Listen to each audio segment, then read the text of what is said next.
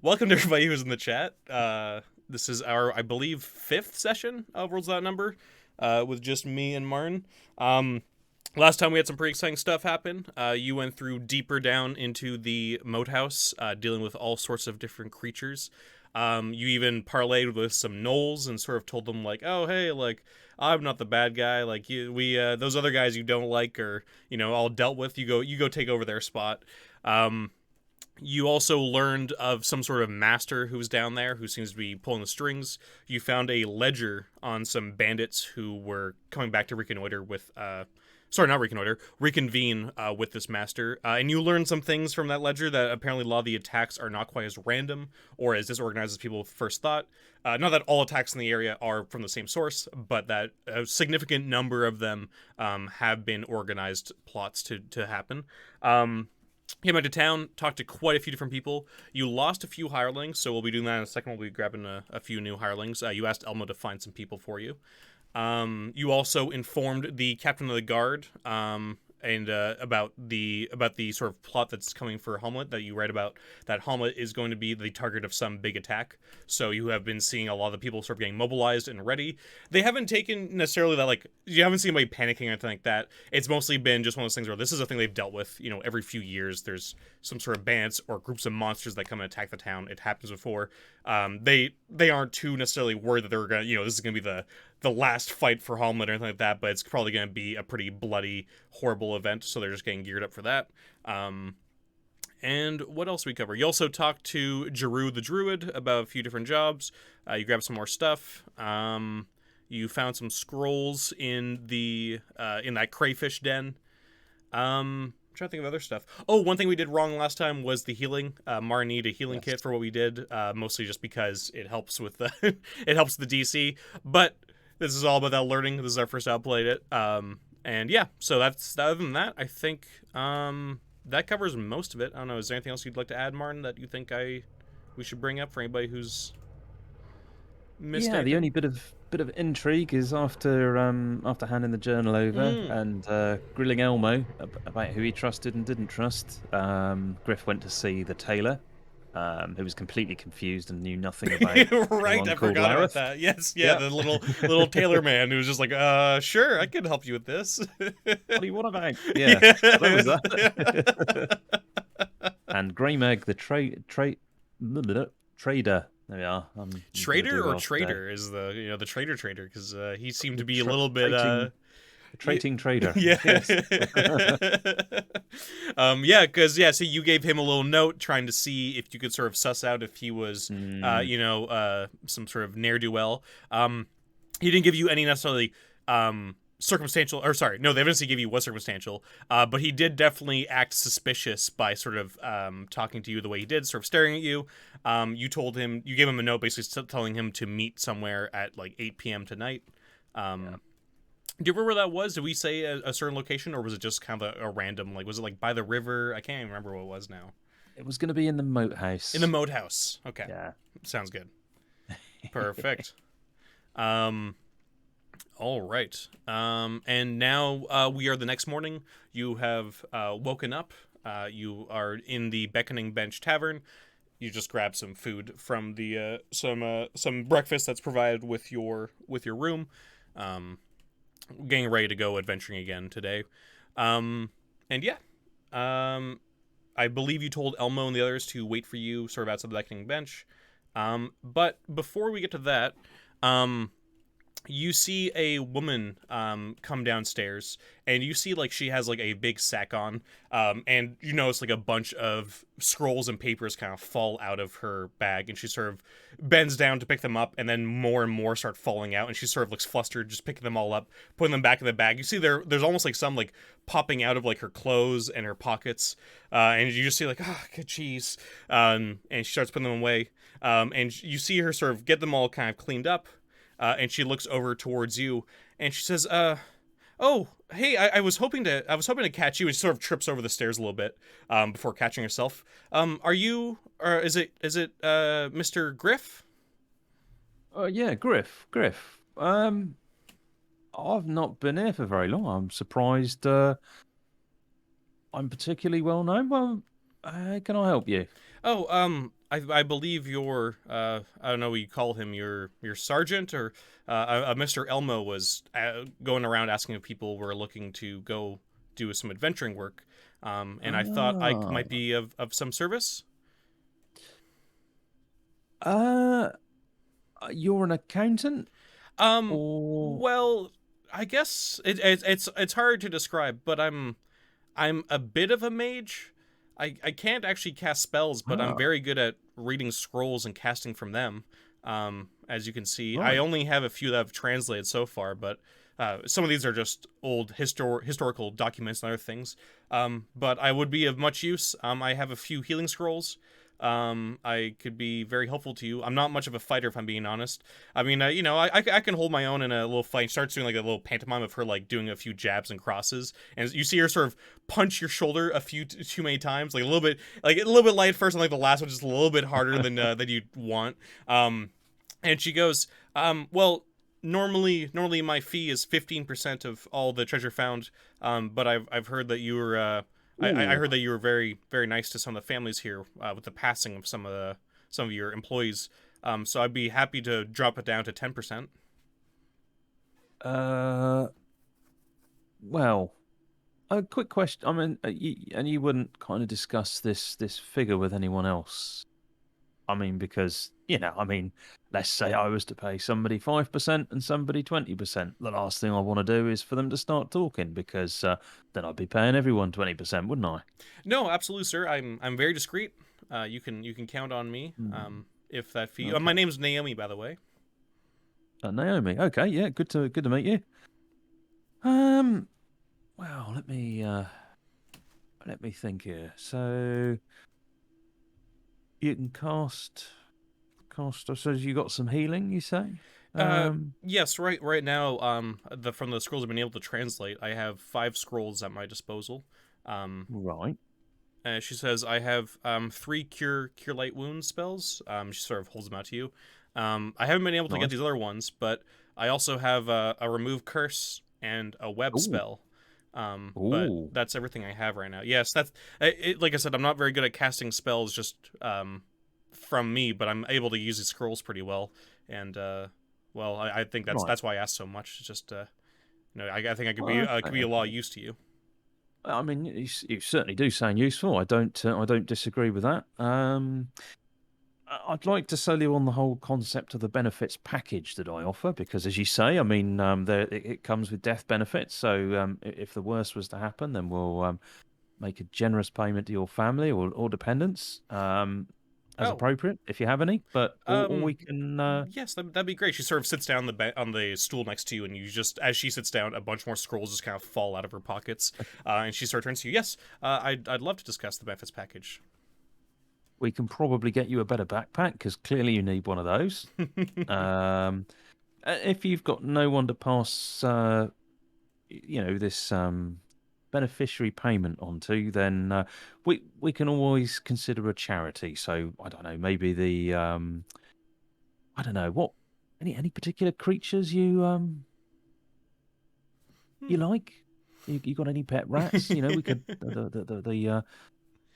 She says, "Well, I mean, as much as the charity sounds good, I do actually have a sister about 3 towns over, just will that do could, them. yeah." And she sort of writes out the information, like her address and all that sort of stuff, and the name. She hands it to you. She says, "This would work. But if she somehow dies and I die too, I'm a big fan of birds, so any sort of bird sanctuary would be perfectly fitting." Right. Okay. Bird sanctuary. Yep. I'm sure. Yeah. Parrots or something. Yeah. I Oh I don't yes, I know. love parrots. Parrots. Yeah. Okay. Well, yeah. I'm sure. Okay. I couldn't sort of persuade you down to 8% just to, I mean, if the unions found out I was paying you more than anyone else, they'd be up in arms. um, yeah, you But I can. mean, all in all, Yeah, you can give me a convince. It'd be tough because she's already dropped it down 5%. But you want to give me a convince check? mm, Okay. She says, okay, I can do 8% for now. How about 8% for now? And if you like my services, maybe in a month's time we look at the 10% again. always open to that. I mean, if you able to assist in a really good way, then yeah, I mean, there's no limit. Well, there is. I mean, I can't give you more than we get, you know. No, she says, oh, that'd be perfect. Yeah, I can do 8% for now. Right, right, okay, sounds good. And Griff makes a note that he's probably a potentially good recruitment agency as well. So, in addition to Griff's Glorious Goods, we've got Griff's yeah, here we are, Griff's Grafters. There we are, which is his new employment agency when he Yeah. retires. This is the Griff lore. Yeah, Griff's Grifters. There we are. Right. So, well, we're going to head out soon. I think Elme should be outside the front of the tavern. So if you'd like to, and he holds his hand out. Yep. She's like, great, I'll be outside in just a minute. And she shakes your hand and then immediately goes to like a bowl of porridge and starts just like shoveling her mouth. All right, we've got a few minutes. You can no need to rush it. Okay. And she just sort of keeps shoveling it down her throat. So I'll be out in a minute.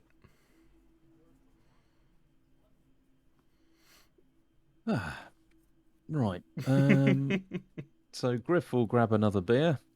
Sounds good. That's a good way to start the day. Morning drinking is fine, is it, in a fantasy game? Absolutely. So that'll any else? Osler, is he still there? Yeah, Osler's there. He's just sort of watching with a smirk at this like young woman just sort of just shoveling her face way too fast full of porridge. He's like, whoa, slow down there. And he sort of hears you call his name. He's like, what can I do for you, Griff? I'll have another beer if I can, and one for yourself. He says, a little early for me there, bud, but I'll have it later. One for later. Yeah. Yeah. And he grabs your money, pours one up, and just slides it over to you. Yeah. So he's going out again today? Yeah. We're doing quite a job of clearing this moat house out, I'll tell you. All kinds of stuff going on there. Yeah, I've been hearing about the things you've killed down there. Good job. Yeah, we're not finished yet. Don't quite know how far down the rabbit hole goes and all that, but yeah. Hopefully, you have any need for lizard meat? Well, I can always use. I always like to have a little bit of cheap meat that I can get. So if you get any, I'll absolutely buy it for you. For a decent price, so I can, fill my stew. What about horse? Oh yeah, horse is great. Right. We pick some of them up. I mean, we're going to need them for a while, but when they're done, we can bring them back. Yeah, tenderize them on the road for me. That'll be great.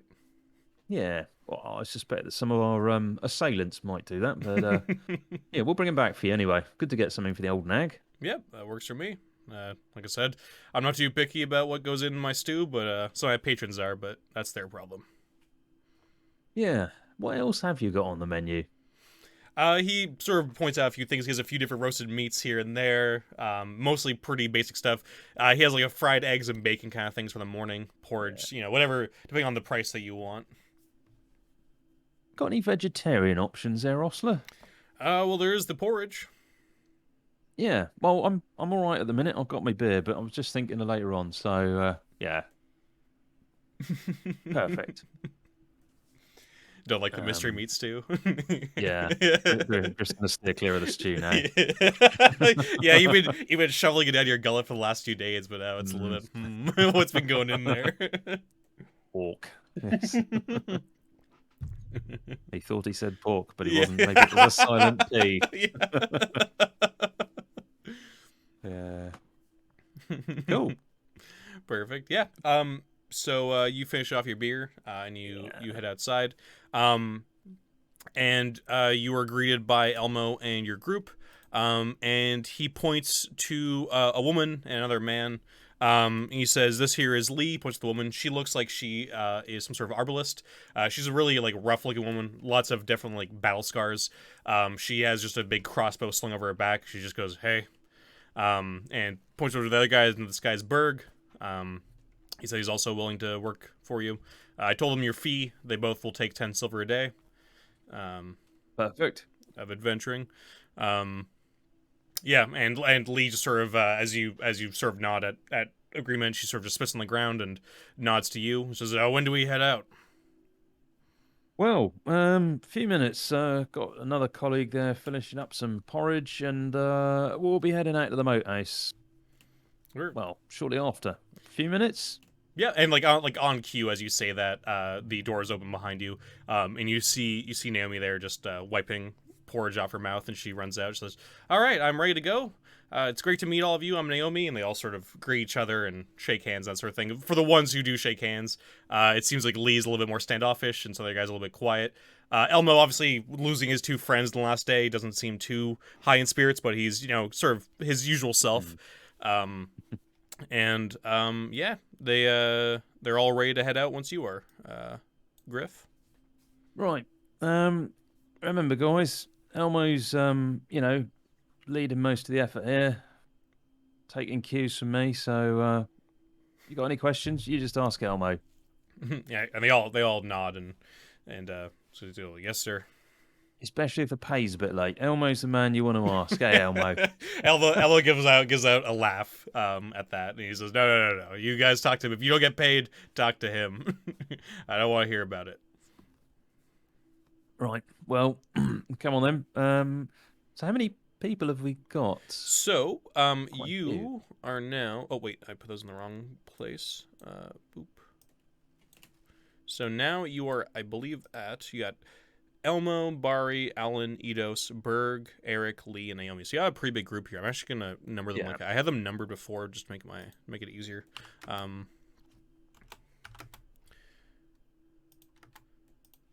Because I didn't know I assumed you were gonna take everybody, but I didn't know for sure. Yeah. If you were gonna say no to Absolutely. Naomi or any of the other guys. But yeah, so.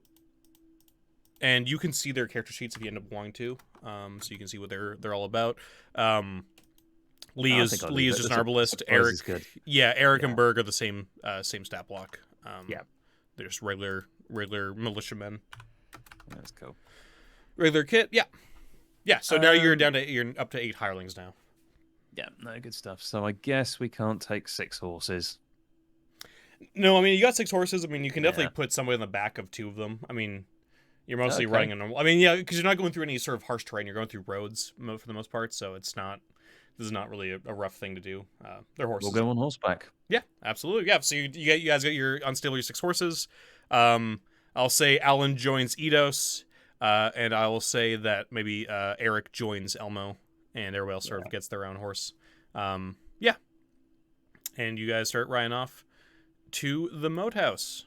And I will just roll a quick. Cheeky little die here. Not the rolls. Okay, you're good. Yeah. So, you it's a nice morning. The sun comes up. The birds are chirping. The knolls are singing. And you ride through the roads and streets.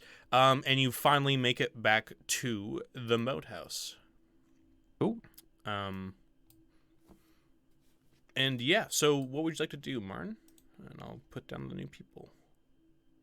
Here, Elmo, you remember that lizard we never finished off? And he almost says, "Yeah. What, do you want to deal with it finally?" Oh, I think it's time for it to get its comeuppance. Yeah, bit of lizard meat might go down well this evening as well. Yeah, no, that works for me, sir. Let's go deal with it. Yeah. Just gonna update these tokens. Tokens are the only annoying thing I've found with Foundry so far. They're too confusing. I think a lot of it is just us needing to get used to it. Yeah. Oh, wait, those are blank NPC, blank NPC. That is Berg. I've gone better with it as I've gone more used to Foundry, but yeah, there's definitely honestly, I mostly use Foundry my entire time using it just as the dice roller and map shower and that sort of thing. So it's nice to have one person because you can basically just control yourself, and everybody else is just there for the most part. Yeah. All right. Cool. So yeah. So how do you want to do this? So we will head, assuming nothing, we will head cautiously up to the gate and cross the drawbridge. Yeah, and it seems like it's pretty clear here. It looks like that body of that man you killed yesterday, guarding the horses is now gone. You notice blood stains sort of and like drags going back inside, and you can sort of see that it looks like the body was brought downstairs. Yeah. Okay. Interesting. I can't see the Moat House map, by the way. I don't know if that's Oh, you can? deliberate. No, I've still got the village up here. Oh, sorry. Yeah, I didn't activate it. My bad. Ah, There you perfect. There you go, There sir. we go, yeah. And your guys just in the courtyard there. So the body's been dragged down the stairs. Yes. Like it looks like it's been brought over to 13 over there. So Griff will say, "Oh, quite a minute, fellas. I'm just gonna sneak in there," and he's just gonna sort of tiptoe around and just see if he can listen for voices, hear anyone, that sort of thing. Okay. Yep. Sounds good. So you're just going near the stairs on 13? Yeah, and maybe just poke his head down towards 8, just in the entrance there. Okay, yeah. So just give me a nose check. Yeah. See if we've got any newcomers. So Okay. that's an 8. Overall, it seems pretty quiet. You just go over to 8. Yeah. You sort of try and hear anything down there. It's pretty quiet. You head over towards the stairs there. Yeah, and it's still quiet. You good? It seems like there's nothing going on. Yeah. Right, come on then, Elmo. Let's head over to that lizard. Yeah, he follows you. Is anybody else following you guys? Is it like the whole gang, or is it just Yeah, Barry, you can come as well. So what we're gonna do is, we'll open the door. Alan, you can get the door, and don't go rushing in there. We got bows. We might as well get a couple of shots off before it knows what's going on and all that. And yeah. sounds Anyone good? else? Yeah, Feel free to jump in. Yeah, Lee has a crossbow, so she'll say like, yeah. Nah. And she loads it up. Barry takes out his bow. So does Elmo. And you guys sort of go into the hallway there to go check to see if the lizard's there.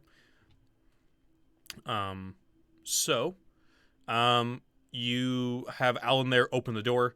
He just sort of quickly opens it and then backs off.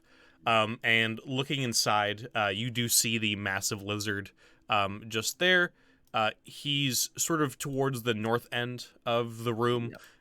And as the door kind of opens, Alan's opened it a little bit too loudly, and its head kind of swings towards the sound. It doesn't charge straight at you guys, but it is awake, and you see its sort of reptilian eye staring directly at you. Right, come on, guys. Yep. So everybody fires off into this creature. Let's see here. Do I have? Okay, there he is. Perfect. All right. So, did you want to fire off your bow, Martin? Oh yes. There we go. And I'll have Lee there. Okay. Oh. Gonna be one of those days for rolls. Oh, 12.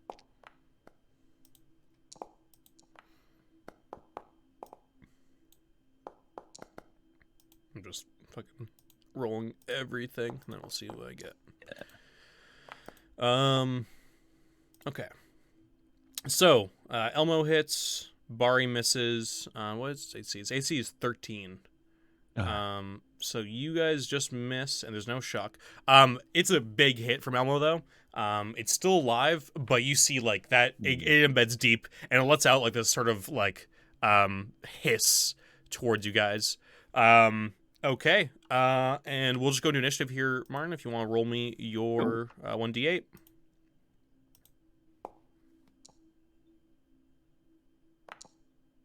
Okay, so you go first.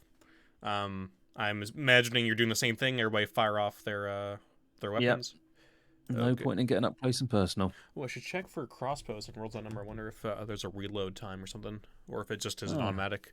But we'll do. Yeah, you want to fire off your bow? Elmo will fire off his. Oh dear. And Bari will fire off his.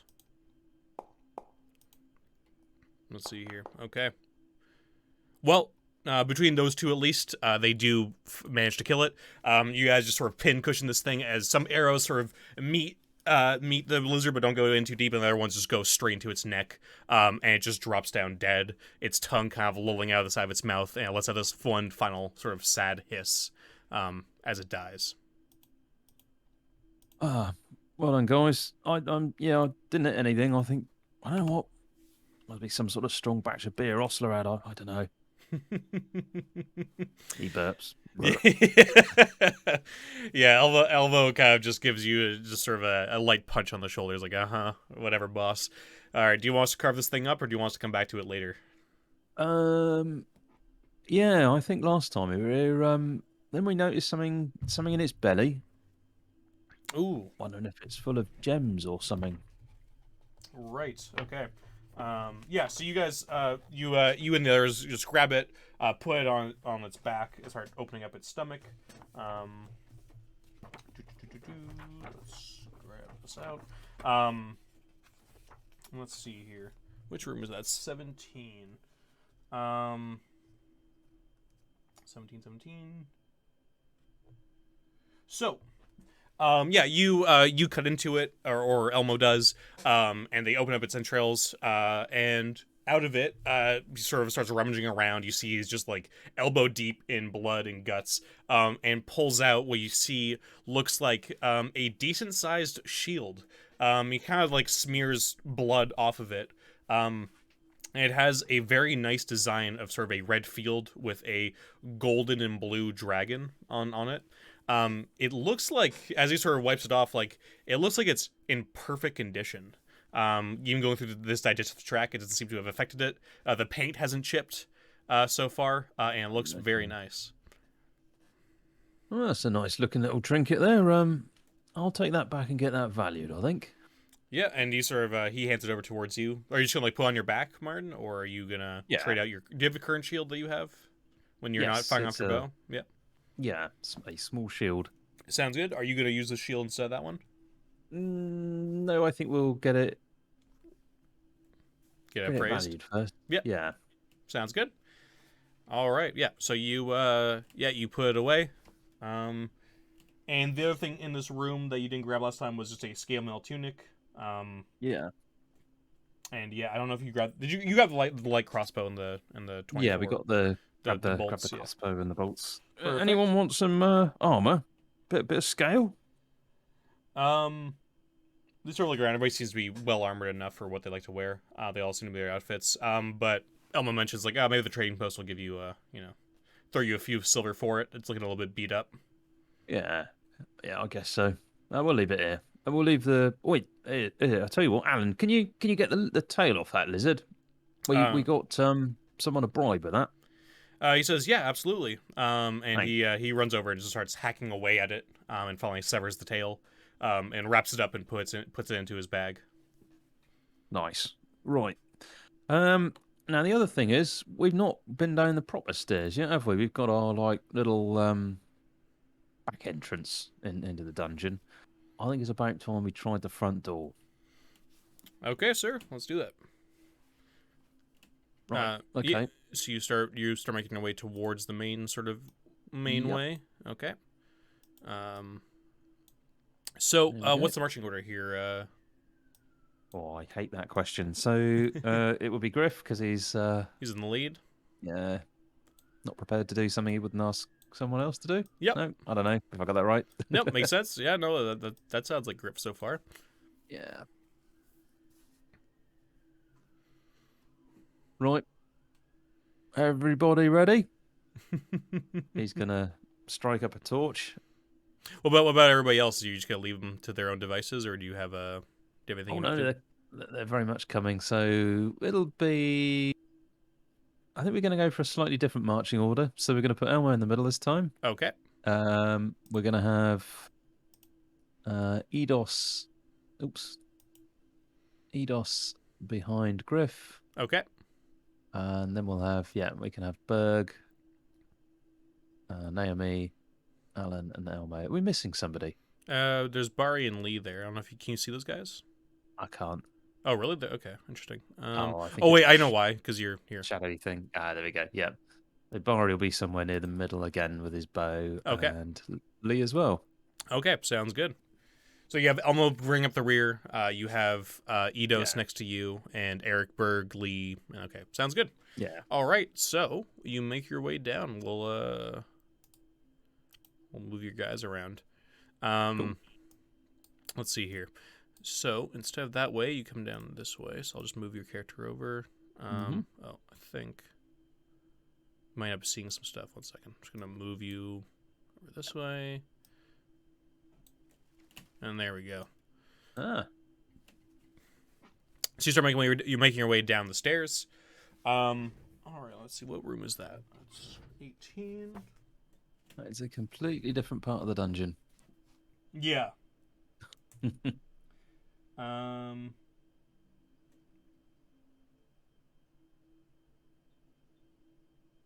Okay.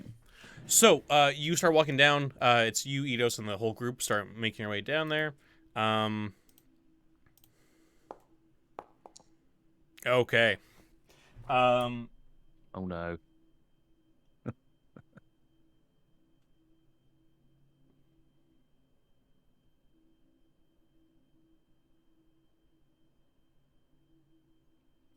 Okay. So, oh boy. This isn't good, is it? No, it's not.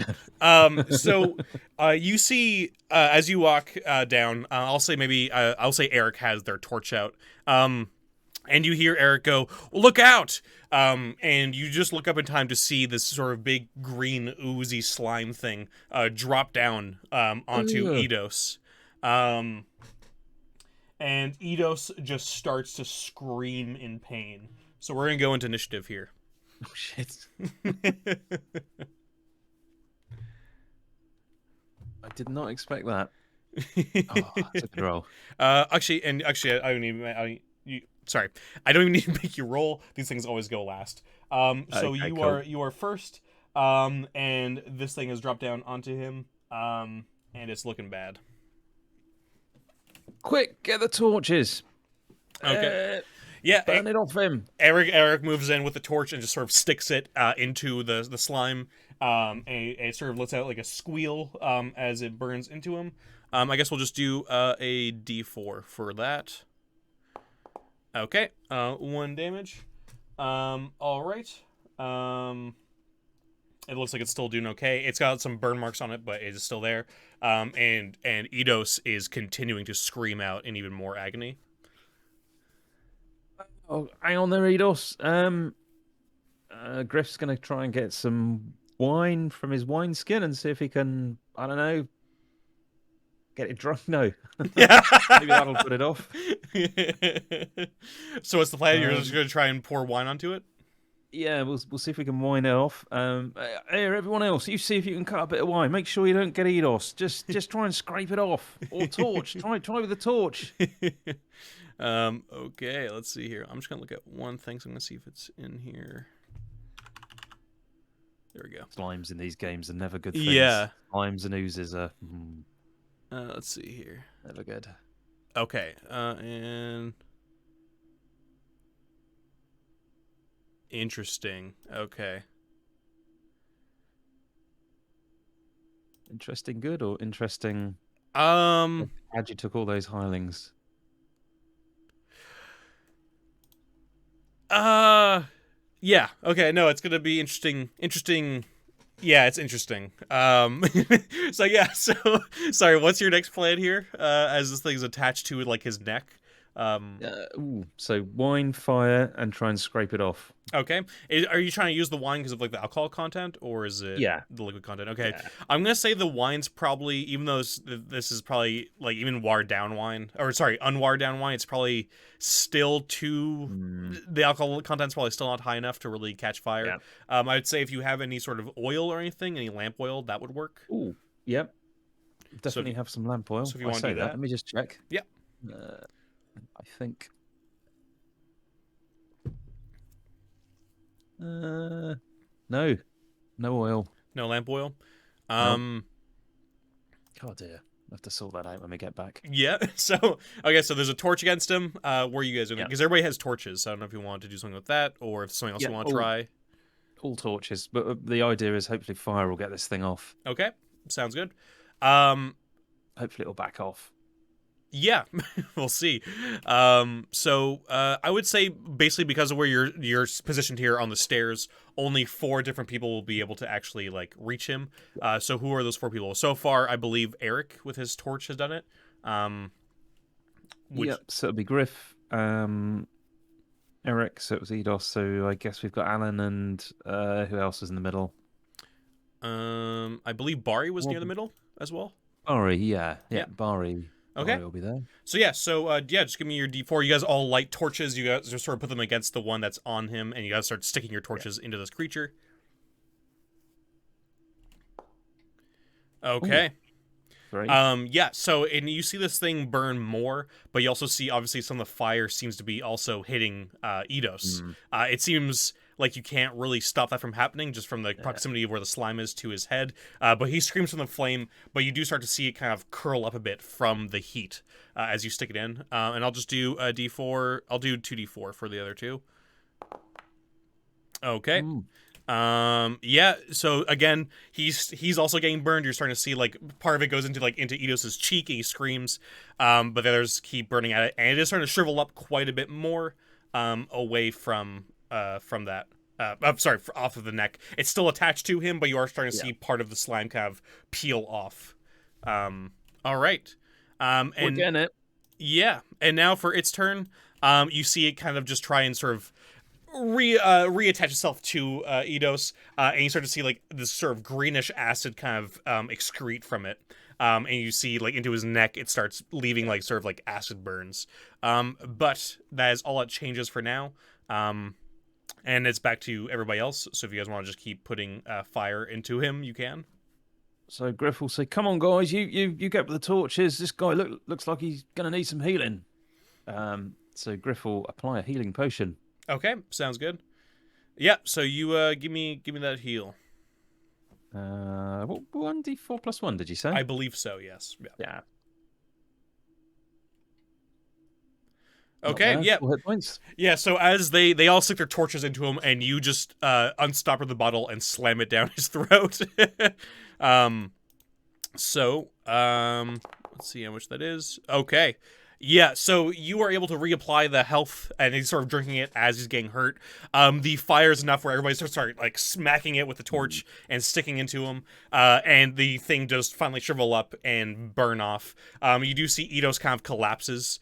I'm gonna say right now he has about 1 hit point. He's looking really rough from all the burns, and you see now across his neck is just this big green like acid burn mark. Just like his skin's been almost turned. It's almost like the Hulk to an extent, but really gnarly. And you can see like a lot of his skin's been melted away. Has like severe burns from the acid and the fire on him. Well, this isn't any good, is it? We've hardly stepped foot in this place, and it's God damn it. So Griff is going to attempt to heal him by applying some clean shirts and wine for Eidos, and generally trying to patch him up a bit. Sounds good. Yeah. So I believe you can give me. Is there a heal check? Is that the? There is a heal check. Perfect. Yeah. So give me a heal check on him. You have a healing kit, so I believe the DC is only 8. Awesome. Missed. Oh no, you only got 7. Oops. 7. Yep. Right. So I believe the way that works, I'm just gonna check here. I believe he still does. He take I think he takes a system shock or whatever it's called, system strain. Hopefully, he doesn't take any damage. No, I don't think it's that thing. He just takes a system strain. If you want to do it again, you can. You can do another check to try and get an actual heal on him. Yeah, we'll try one more. Ooh. Oh. Naomi says, "Do you want me to just use one of my scrolls?" And I'll check here for the healing rolls. Yeah, that's a good idea. I think you better. He's not looking too hot, is he? And where's the healing? I thought I had the healing. And she says, "Yeah, no, I don't think you're doing much. I think maybe whatever acid's him there is too much." And she unfurls one of her scrolls and starts sort of chanting what it says on it, and you see the scroll light up with this blue energy. And he will be healed. I believe it's a 1d6 plus 1, if I'm not mistaken. It is, yeah, 1d6 plus 1.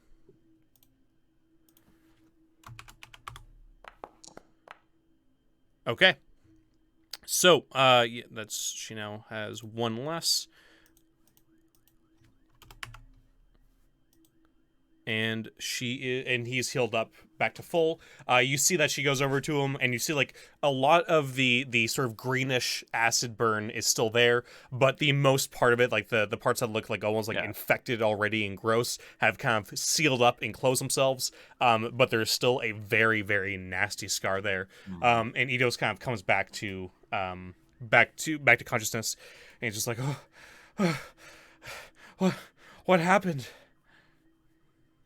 Well, there was this green stuff on the ceiling which dropped down. You watch your step though. If you, it's always good to look around. You never know what might be coming to get you or from where. But yeah, you're back in one piece. Just barely. And he sort of like touches his neck, like as there's still some residual pain there. But yeah, he gets himself back up. Eidos is somewhat of a little soldier guy, so he sort of picks himself back together, but you can tell he's quite shaken by the event.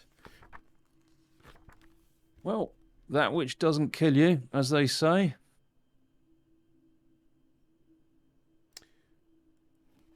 And yeah, he gets. I was just looking at the healing skill there. I'm trying to.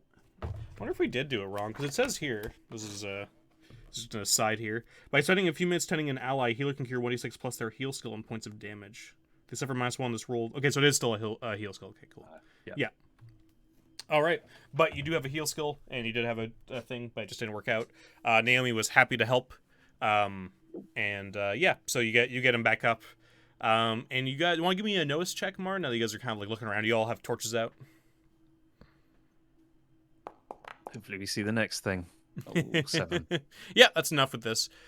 You notice just above, like at the end of the stairs, you notice there's another one there. Yeah, just hanging on the ceiling. Look.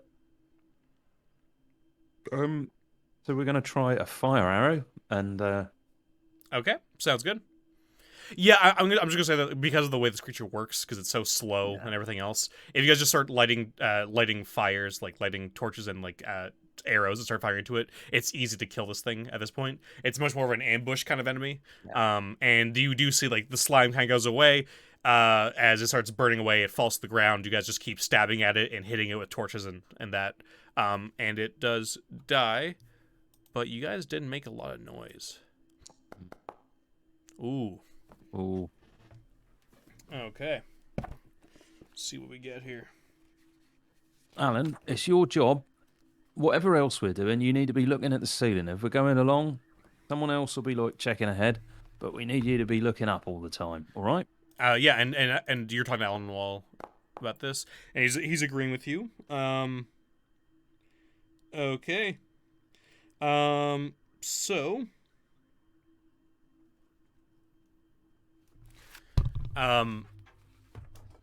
You say that to Alan, and then suddenly,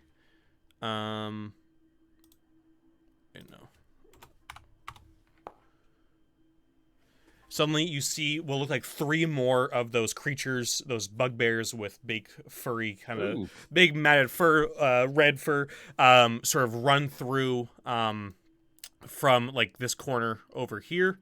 When they all have what look like morning stars, and they start like swinging them over their head, and they just charge into you at the front of the group there. So we'll just go into initiative here again, Martin. This is lethal. We should. Whose idea was it to go down the front? Go down the front, yeah. Stupid idea. Oh boy. All right. So I'm just gonna grab all these guys here. Have you moved out of the stairwell at all after this, or are you still sort of like in that stairway, would you say? I think, I'm going to say we probably, I guess we're half down, half up just still. Out a little bit? Okay, sounds good. Okay, so Eidos is next to you. I won't put those guys down. Eric's over there with you. Elmo's sort of in the back there. Alan's over there. Bari's over there. And then I'll just throw in their people. We got... Oh, wait, 1 second. Yep. All the tokens. Come here, Naomi, Lee, and Berg. Okay. So, these guys are all here as well. So yeah, you're in the front there. Eidos is next to you. I'll say Eric's also next to you. And the rest are kind of up in the back there through the stairs still. All right, so the first ones are going in. There's 3 of them. Bugbear. Okay. So the first one's going to charge straight at you, Marn, with his big Morning Star and swings it straight at you. Oh, that's going to be a hit, I think, right? Ooh. Yep, that's fine. So he does 2 damage to you. As he comes swinging in, he just sort of hits you right in the shoulder, sort of like, or not the shoulder, the sort of like right in the chest, like near your collarbone. That big sort of Morning Star just cracks down onto you. You feel the pain. And then the other 2 are going to go for, one's going to go for Eidos, and one's going to go for Eric. So this one's for Eric. Misses. And then the one goes for Eidos over here. And they just scream out as they run in. I believe that is going to hit Eidos, though. Oh, God, that might kill Eidos. Let's see here. No. Let's see here. Eidos, what is your AC? It is, yes. You see, as Eidos sort of is still kind of swaying a bit, this big Morning Star just comes over and smashes straight into the side of his skull, and the young man goes flying against the wall, and just sort of falls over. He's sort of in a not crouch position, sorry. He's like in a slumped over position against the wall. You see blood kind of streaming out of his head. Oh, shit.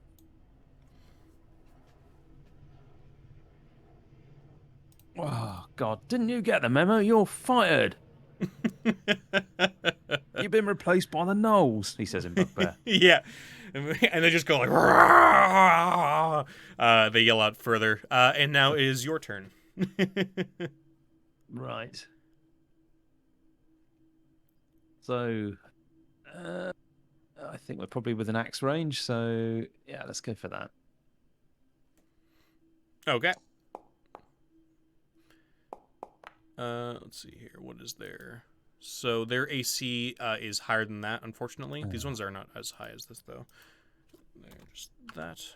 Because these guys have almost no armor on them. They're mostly just... They basically just have loincloths on them, and they have these Morning Stars, and that's about it. Yeah, so that one misses, unfortunately. And then we shall do... Oh, I will say, though, that does do 1 shock damage to one of them, though. So there is that. Okay, so the rest of them, Eric is going to attack with his spear. He misses. We have Bari firing off with his bow. That's going to hit. And that won't kill, but he wounds further the one that you hit already with your shock. Yep. Oh, wait. Is there... One second, I should see what's the... Oh, there you go. Sorry, Eric does do 2 shock damage. So once he stabs the guy on you, and then the arrow goes in, that does kill the one that you attacked. Lee fires off her crossbow at one of them, at one of the 2 remaining. She misses. And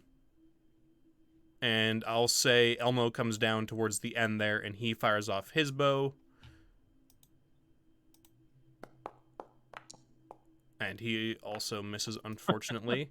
I'll say the others can't really get in. Alan's too far back, but I'll say Berg can move in and sort of... He runs past where Eidos was, as he's now just sort of slumped over.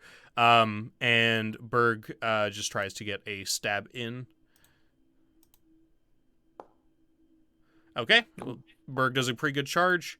Yeah, and just does another 2 damage to the one of the 2. They're still going strong, though. It seems like they're in almost like a crazed state fighting you here, and they're going to go next. The one who got stabbed by Berg is going to go for Berg, and the other one's going to go for you again. So This one's the one on Berg. Misses, just sort of bounces off of his armor, and then the other one goes for you, Griff. And I believe that also misses. Yeah. So it does do 2 shock damage to Berg and 2 shock damage to you. Yes. So Yep. Berg That's does cool. not look too hot, and you're still alive. Oh, All right. come on. Let's get these bloody things. Yeah. And with Give his me. axe, he Oh God. wipes. Oh, that's a good roll too. Berg will be able to hit. Berg will kill one. There's only one left. You're Elmo. getting paid today, Berg. Yeah. I guess there's one less person to pay now as well. So, he misses. Bari fires off.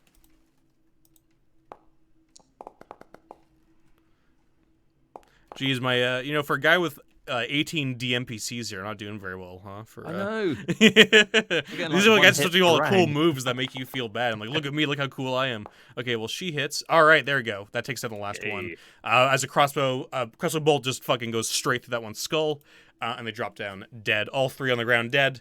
You see Eidos there just slumped over. A lot of blood has just left his skull. He is more than likely completely dead. And if not, he does not have much time left.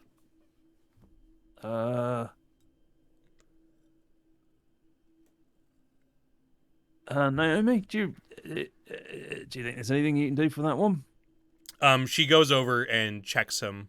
She pulls out one of her healing scrolls, and she goes over and she says, "No, it's not going to be enough. He's gone." Oh, no, not again. Oh, I hate this. This is the worst part of the bloody job. Poor Eidos. I mean, he got slimed on. We healed him twice, and then the bloody bugbears got him. I mean, Yeah, it's not shit. I not a mean, good way to go. Alan, you see, kind of doesn't start hyperventilating, but you see him sort of like having like a bit of shallow breath as he's looking down at Eidos's like slumped over corpse, and just sort of kind of collapses next to him, and just starts like crying next to his body.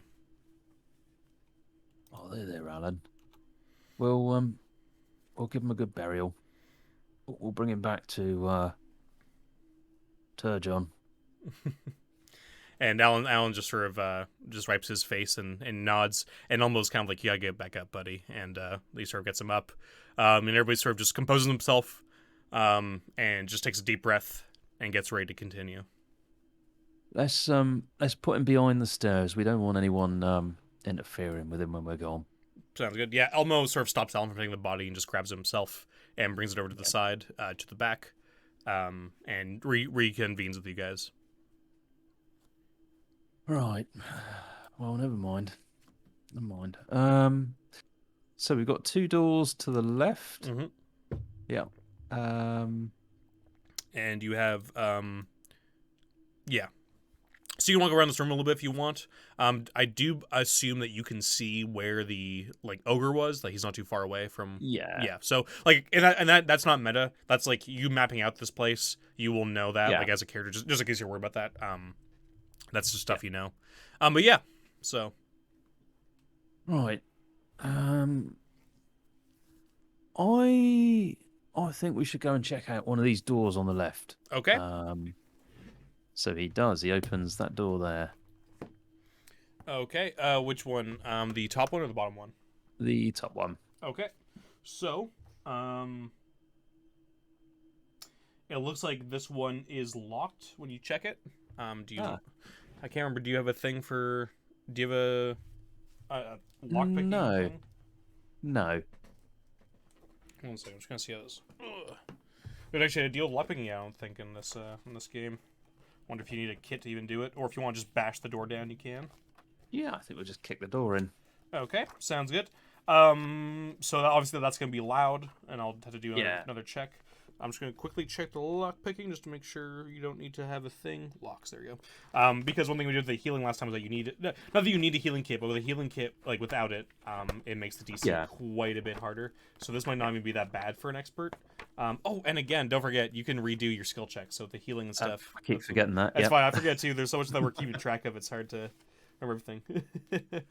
Um, I thought I had it here, but I guess not.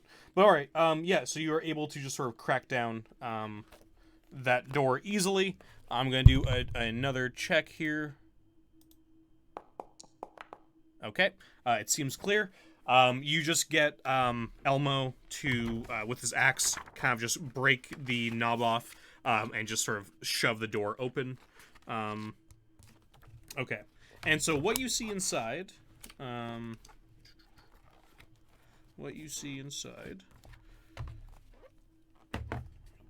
up in there. It looks like, behind, when you open this door, it looks like it's some sort of, what's the best word? I guess armory for it, armory for some sort of garrison. Because you see about 50 spears, about 10 glaives, 6 more pole arms, 3 battle axes. What look like 70 black capes, each with this weird yellow eye of fire suit on the center. And then a bunch of containers of provisions. You see a crate of 120 arrows and a crate of 200 crossbow bolts. So those are the general ideas that you see here. It looks like a massive stockpile of weapons. So is any of this stuff sort of any use to anybody in the party? Or not really? Is everyone kind of kitted up? I mean, you see Lee go over and grab like a handful of bolts and throw those into her bag. You see a few arrows are grabbed here and there to sort of refill everybody's lost arrows so far. I'll say perhaps a few of the pole arms are grabbed. Those always can go for a nice thing. And also the provisions are sort of between the whole group. Everybody grabs quite a few, what looks like probably weeks of rations here. This stuff doesn't look like very good rations. It looks like pretty basic stuff, pretty Spartan stuff. It's not, it was going to write home about telling you sort of chef about these foods. Right, come on, guys, fill up. Weapons, arrows, whatever you want. Provisions, if you can be, if that's your thing. Anything left over, we need to make sure it's ruined before we leave. Because if we don't, we might find one of these in us, and I'm not talking about in a quiver. And I saw them chuckle at that. Others are too busy just sort of grabbing stuff, and everybody sort of just pilfers what they can out of this room. I just checked the lock thing. It's just unless you're in like a serious hurry, like somebody's like barreling down a hallway at you. It's just a DC 8, and it's just a Dex/Sneak skill check. Okay, cool. And so just 8 for a fairly good lock or average needle trap. So I will so it's actually fairly simple, which I'm glad because it's most of the world's that number stuff. So so you can for the next one if you do want to try and pick lock pick it, you can do that. Perfect. Right, okay, come on then. And just very briefly, there looks like there's some stuff in the corner of the room that we came into down the stairs originally there. Yes. So you can go go through that room. We'll say you just did that like before you went to the other one. It looks like this room contains nothing of real value. You see a few torn sacks, broken barrels, shattered weapon racks. And it does show that this was probably like the main armory site a long time ago for this fortress. Okay. But it looks like over time and disuse has brought it to ruin. The weapons you found in that room to the left, which we can open actually, since you're in there, is much fresher. Those are fresh weapons. It looks like a lot of them, like I said, look kind of uniform to an extent. Like it's not like it's, not in the sense that like every one of them is the same, but it doesn't feel like this is a ragtag thing of just, this is this style and that's that style and we just got what we ever could. It's like, it seems like these are either manufactured or they were stolen from a military shipment, Have we seen anyone with these cloaks on? I will say no, you have not seen anybody with these cloaks on, no. This is probably the first time you've noticed the symbol in any sort of capacity. I want you to grab 10 of them cloaks? Alan nods his head, and he sort of just suddenly goes over and starts pulling out 10 cloaks, and comes back.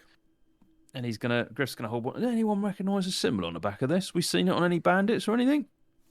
I'm gonna say Naomi kind of looks at it and she says, I think I've seen the symbol a few times in some of my studies. I think it's some sort of evil symbol, if I'm not mistaken. I don't quite recall where it's from, but I do think it's native to this region. Right. Okay. Or Well, at maybe least the Giroux origins or of its style are, judging by sort of points like different stitching styles yeah, and sort of things. It seems like it's not like a foreign thing. maybe Giroux would know what that is, or maybe Turjon. Yeah, she said. We'll take them back. She says, that would make sense. Right. Okay. Well, everybody get ready. We're going to do the next room then. Oh, Same trick as before. If the door don't open, Elmo, you can get it down with an axe. yep. He just sort of flips his Um, axe around. He's like, I can do that. So yeah, do you want to give right. me the check to try and? Yep. I'm assuming you're going to try and be Oh yeah, quiet yeah. and We'll stealthy. try Yeah. and. Oh, he's Yep. going to try and open it. If it's locked, then he's going to try and pick the lock. Yep. Absolutely. Go for it. Yeah. Oh boy. Come on, Elmo. Yeah, Elmo is just like he just sort of pushes you to the side a little bit and then does the same thing, just bang, bang, and breaks it open. And we'll do another check here. Okay, you're still good. So you open up this one, and I will put it up there for you. And this one is similar to the other one. And this one, I will say, you had trouble with this lock because this lock looked more like well-oiled and obviously new. Yeah. And so it, even though you weren't able to pick it, you're able to sort of smash it down. And inside this room, you see what looked like 30 shields, 12 suits of leather armor, and several barrels. Ooh, what's in the barrels? So it looks like most of the barrels are filled with salted meat. Which a few of the people greedily kind of just chomp into. It's actually like, oh, not bad. Tastes a little bit like lizard. Yeah, I was wondering if it did. But there's two 5-gallon kegs in the rear behind the barrels. Opening it up, you can smell what you would discern as probably pretty average brandy. But in these numbers, you'd say each keg is worth 80 silver pieces each. Right, stick those behind Eidos. We better take these back. Yeah, and so Berg and Elmo each grab one of the 5-gallon containers and sort of brings it over towards the back of the stairs next to Eidos and lays them down. So, Outside 80 that, silver pieces each. 80 silver pieces, 160, Yeah. 160 total. Yeah, we're gonna have to take those back. Yeah. Yep. So there's that, and pretty much everything else. Like I said, there's the shields and the leather armor, but that's about it. Right, come on then. We better see what else is going on here. I'll take the lead. Oh, sorry, I'm clicked on your character there. Oh. 1 second. Okay. There you go. All right, yeah. So you have those doors down there. You have that sort of opening over here. And you have a door to the north. So Griff is going to head to this first door here Okay. and put his ear up to it and see what he can hear. Yeah. So I want to make you do a nose check for this. I'll just say you hear it. These are actually cells. And let me see here. What is this?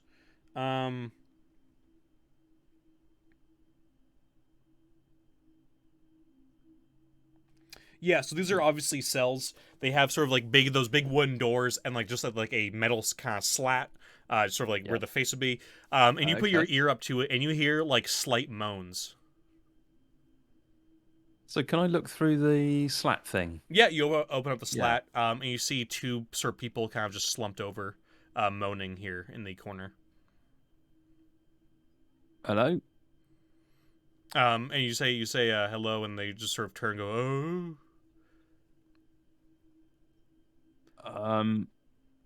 It's very why dark. are you It's in hard to here? see in here.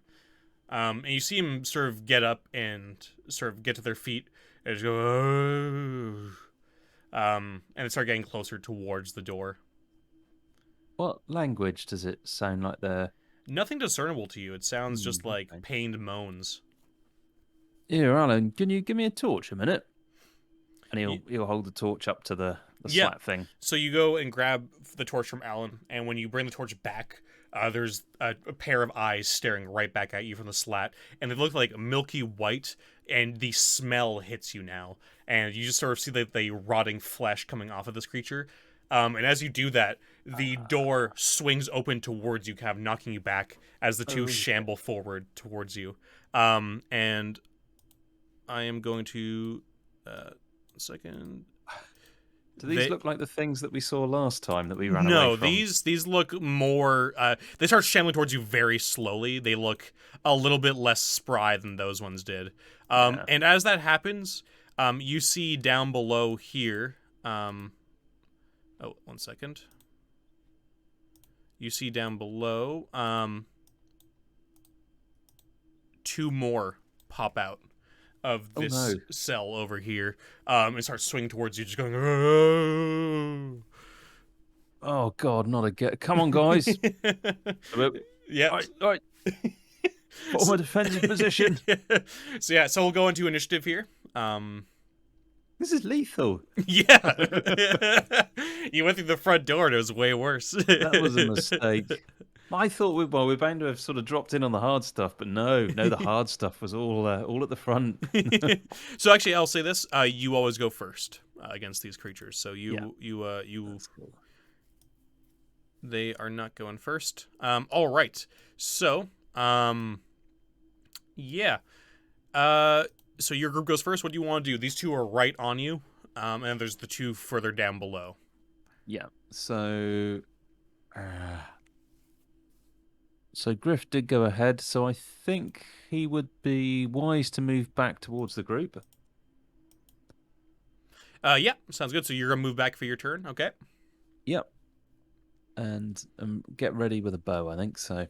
Yeah. All right. Yep. I mean, you can back off and fire as well, like as part of your movement. Yeah. They're very slow, so you're able to, like, as one swings out towards you, you're able to just fire into them. For that. Come on. Oh boy. Bloody beer. Yeah, never have beer in the morning. It's not the breakfast of champions that tell you it is. But with that, you start telling again information. Berg, Eric, and I'll say Elmo sort of get in the front here. Melee weapons out. And I'll say Bari, Naomi, and Lee get in the back. And Alan is sort of still kind of on the side here. He's going to join up the guys in the front there, but right now he's just kind of back a bit. Okay, so I will say, what do you want them to do? Do you want them to all fire at one, or do you want them to fire like at whoever? What do you want to do here? As you sort of have time to give out orders. Take them down one by one. Starting with the ones at the front. Okay, sounds good. So Elmo, Eric, and Berg are all going to go. Are going to use their melee weapons into the one on the left there. That's going to be a hit from Elmo. Nice. Eric is going to use a spear, and Berg is going to use his spear. So we'll see there. Okay. So, just looking at their stat block here, they do not have a very high AC, but unfortunately, Elmo is able to hit. But the other 2 aren't, but they do still have shock, which is good. So, it does take a total of 9 damage. Not bad at all. It's still up, but that's a lot of holes. You're starting to see part of it's kind of collapse, and you see parts of it sort of fall off as it starts slicing away parts. And it's getting even slower now. And then I'll say Bari and Lee fire off their ranged weapons towards it. So that's Bari, and that is Lee, and they do not have shots they need to hit. Okay, perfect. So Lee hits. The crossbow goes right through the brain of the one on the left, this fucking shambling monster here. And he dies, or I guess dies again, however you want to say it. And he goes down. And this next one goes straight after Eric in the front. And the other 2 are going to move up next to them. 1, 2, 3, 4. They aren't able to quite make it, but they're right behind that first one. Yeah. And they won't be able to hit this turn, but he will. So he strikes on Eric. He just sort of lunges at him with the sort of newfound vigor. Oh boy. Okay. So that could have been a lot worse. But he just goes in and bites right at his arm. Eric is sort of able to sort of hold him back, but Eric does take a bite straight down into his forearm, and he yells out and sort of just punches into the creature a little bit to push it back a bit. But it's still holding on. It has like a steel grip on Eric right now. Okay, and now back to you, back to your team. Right, come on. We got to finish this thing off. Alan, get the lizard out. Yeah, so Alan pulls out some of that meat. Okay, nice. Quick, chuck it over there. No idea whether it'll work or not. Sounds good. Yeah, so Alan throws out a big chunk of meat like behind them. But it seems like the fresh meat that's in front of them moving around is more enticing than the other meat. Okay, but you do get a hit. I'm assuming this is the one who's on Eric. Yeah. Okay, sounds good. So that one was dead. This one is now down to 9. Okay. And then Berg, Eric, and Elmo are gonna go for the same guy again. I'm assuming the same sort of stuff. Okay, absolutely. So they all attack at the same time into the same guy. I'll just do the same because it's the same stat block. Okay, good hit on his part. Oh, wow, Elmo's fucking making sure to clean up here. Okay, so that will actually be enough to kill him, so that one goes down as well, as they stab into him, sort of holding him kind of tight, and then Elmo, just with a big chop to the head, takes it off. Nice one, Elmo. Oh, I forgot these guys are over here. Okay, so let's see here. And then Lee and Bari fire off into the one on the left there. The one that seems to be going for Berg. So crossbow to Lee. Sorry, crossbow from Lee. Yeah. And Bari fires off his bow. Oh my god. What is it with these rolls today? They cannot hit to save their lives. No. And even worse, 2 more appear around the corner. And start shambling towards you. The other 2 will make it now. One will go for Eric. One will go for Elmo. So this is the one on Eric going. Ooh. Oh, no. You see as Eric just gets his throat ripped out as this creature just bites straight into his jugular, and just pulls out his meat, and blood starts pouring all over the ground, and Eric falls down, and it starts biting into it. I'm going to say that instead of attacking Elmo, the creature turns and goes for the now fresh-blooded meat of Eric on the ground, and swings over and starts biting into him as well. Eric is truly lost now, as he's just being ripped apart by these 2 creatures. Okay, and the other 2 are going to shamble over towards Elmo here. They are going to be close enough to get to him, so they're going to make 2 attacks against Elmo. Yep. So the first one's going to strike him. Oh, boy. Oh, God. Oh, are we going to lose Elmo? No. Oh, we might lose Elmo. Oh my god. Okay, well, Elmo at least is a bit of a higher leveled one, so he's not dead immediately, but the 2 grab onto him, and he yells out as they chomp down straight onto him, start ripping off chunks of flesh, and he starts trying to fight them back, but he goes down, and they start looking like they're about to start really munching on him now. What do you want to do, Martin? It's now your turn. Bugger. Naomi, quick, with your scrolls again. Okay. Yeah, so Naomi immediately rips one out and starts chanting, and she casts the scroll onto Elmo, and she runs up and hits him with it, and Elmo is going to get back... Oh, God, 2 hit points. So Elmo is brought back from the brink, but just barely. He's not looking too good at all. He's in serious pain as he comes back to consciousness and screams. What do you want to do, Martin? Right, come on, guys, back up the stairs. Okay. So Elmo, I'm going to have Elmo try and break out of their grapple. I believe it's just going to be... Oh, he doesn't even have checks. Okay, we'll just do 2d6, and I feel like he has +2.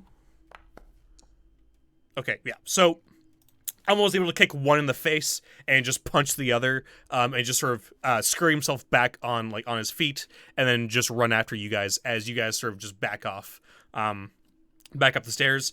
The two zombies continue to eat Eric, and the other two start shambling after you guys, but they're much slower, and you're able to bring yourself back up to the surface. So we'll go back to the Moat house. All right. Anyone with a bow, point at the stairs just in case. Okay, yeah. So, I will say, oh, sorry, Eidos, but you're gone. And so are you, Eric. Yeah, so, Elmo is still bleeding profusely, pulls out his bow. Lee and, Bari are all down at the front of the, stairs here. They see one coming up, so I'll just have them all fire off their bows. And come on. Lee...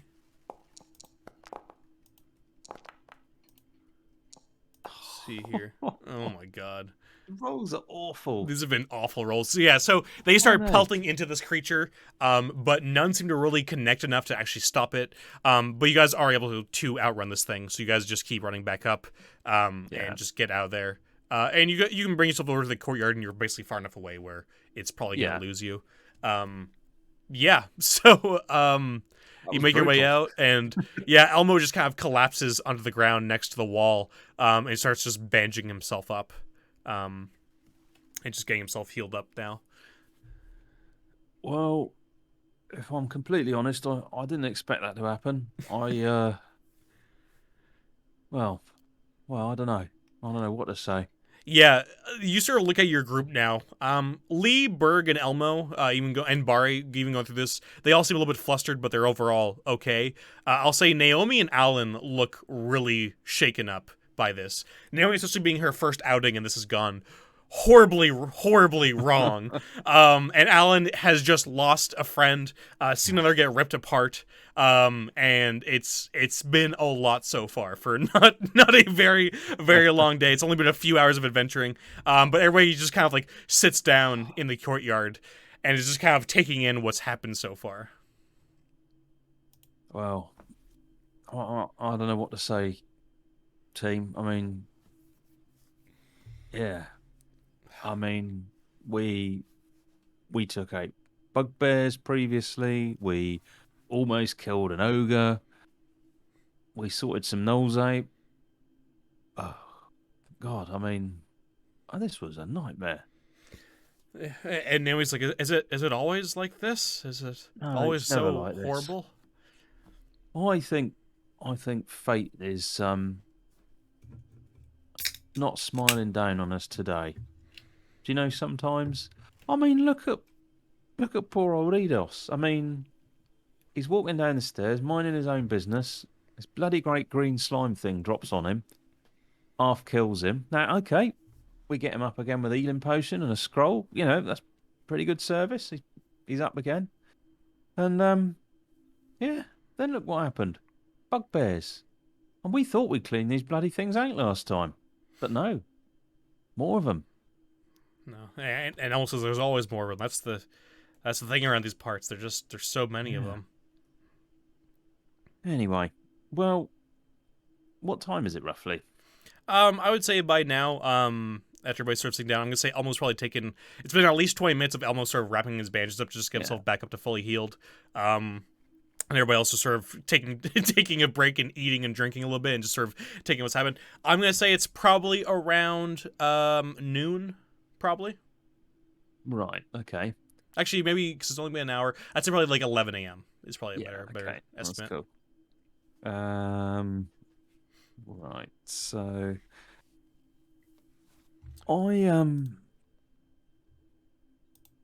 reckon we should head back to town. All right. Well, what should we do? Should we get more people or? Yeah. I want to find out a little bit more about these cloaks, you know. It's probably not the worst idea. I'm sure we can figure out something. Yeah. How long does it take to get to town and back? Is it like It's an hour travel there, and then an hour it's an hour both ways. It's an hour per travel. So if you want to go there and then come back, that would be 2 hours total, basically. Yeah. Well, tell you what, Elmo, why don't we go and see Turjon? We can ask him about these cloaks, get ourselves sorted out. So I'm sure, you know, his his deity will smile on us. Well, certainly if we cross his palms with silver, as it were. Mm-hmm. One thing too, just so we're clear. By the way, Edos's body is still down there. I assumed you knew Mm, that. But I yeah, assumed in your hurry that you just left. Not to say that you can't get back later. Just that, yeah, just so you're aware in case. yeah. Oh, that's cool. Yeah. As well as those two nice urns of brandy. Yeah. That could probably go well right now with all this defeat. Yes. Well, yeah, Elmo, and we should probably tell the families as well. I mean, someone's going to work out that we're two down. Um, yeah, and I think we should see if yeah, we can get some more help. I mean, we are doing the village a service. You understand? Hmm. It's not all Yes. about glory and fame. This is about protecting the village. No, I agree, but yeah. I mean, this is part of the job. It's been a decent amount of death in the last few days, but we have made progress. I'll make sure to speak Yeah. for you in that sense. I think The Um, the heroes of Homlet. That's how they'll be known. well, we'll see about that. I'm not.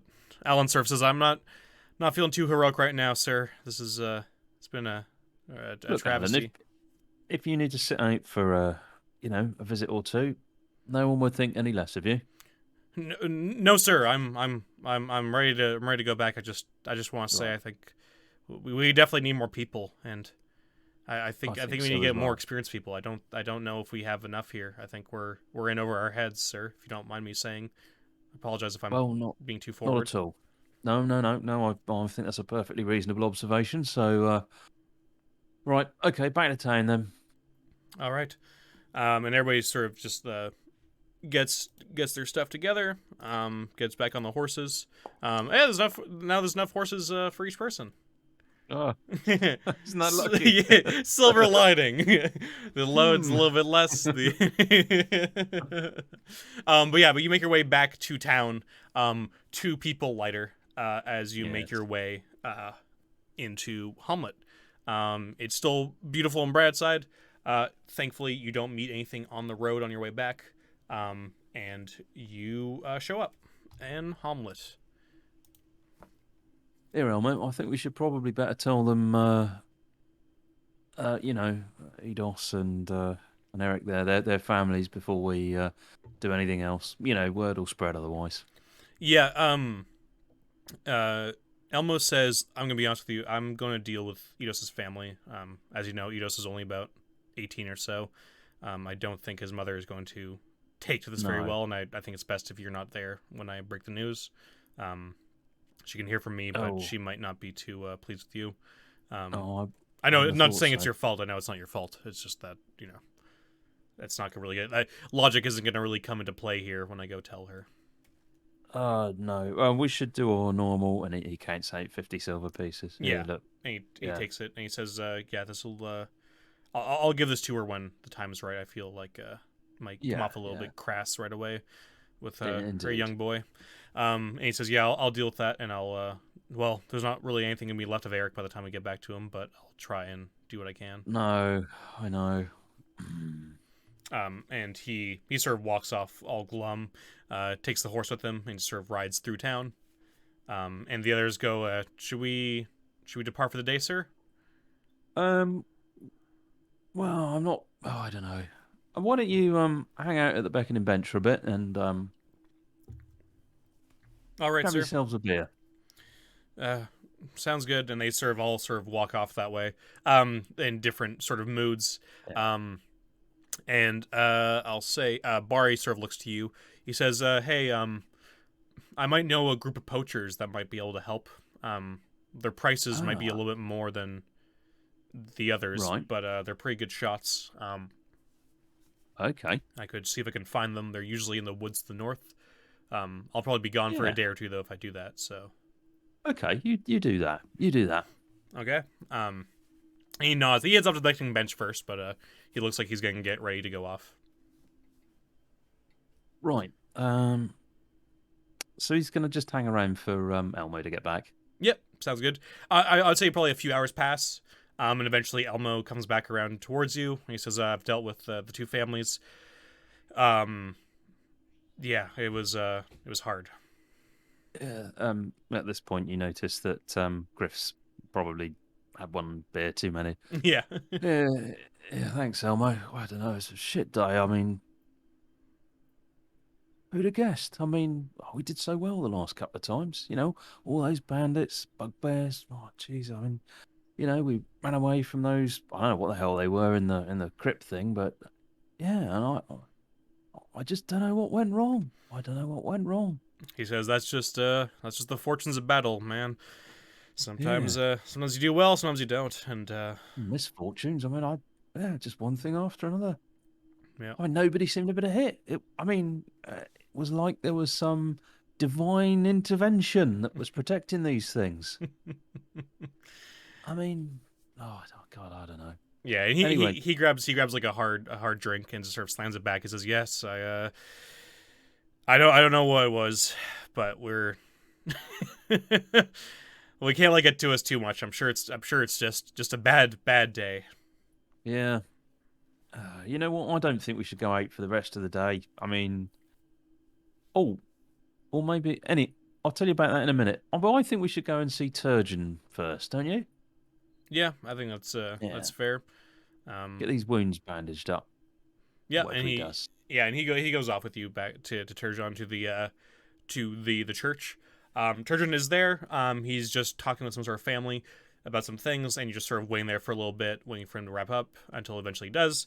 And he heads over, and he sort of gets two acolytes to come over and help Elmo get bandaged up. And he sort of just takes you to the side. He says, how's it going? What's been happening? Elmo is looking pretty rough there." Um, Well, yeah, not too good if I'm honest. We lost another couple. Not a hmm. good day for people beginning with names beginning with E. Eric and Eidos.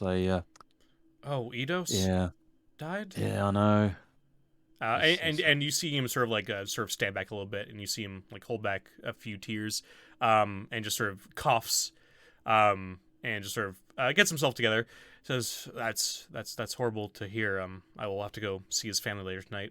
Um, yeah. what can I do for you? Do you need healing as well?" We do. Poor old Elmo over there. Really. Yeah. Well, as I say, it's a bad day for anyone beginning with E. There, any name beginning with E. Elmo Yeah. went down, but Yeah, we're able to get him and back up again. he says, "Yeah, don't worry, we'll deal with him. I'm just wondering if you specifically if you need anything to." Uh, yeah, I've got I got it as well. Yeah, and he sort of just gets them to come over, bandages you up, helps you out, and just fixes you up there. And he says, "Well, is there anything else? If you want to talk about anything, I'm always here." Yeah. Funny you should say that. We got these cloaks, and he would have taken one with Yeah, him, knowing that he was going to see Turjon. You recognise this symbol? There was quite a few of those down there. Maybe about 100 even. yeah, and he grabs it, and you can tell the way he looks at you when he says like if you need help with anything. It's funny because you took it very literally, and he sort of saw it as more like, "Oh, you don't, it's not really what I meant, but I will help you with this."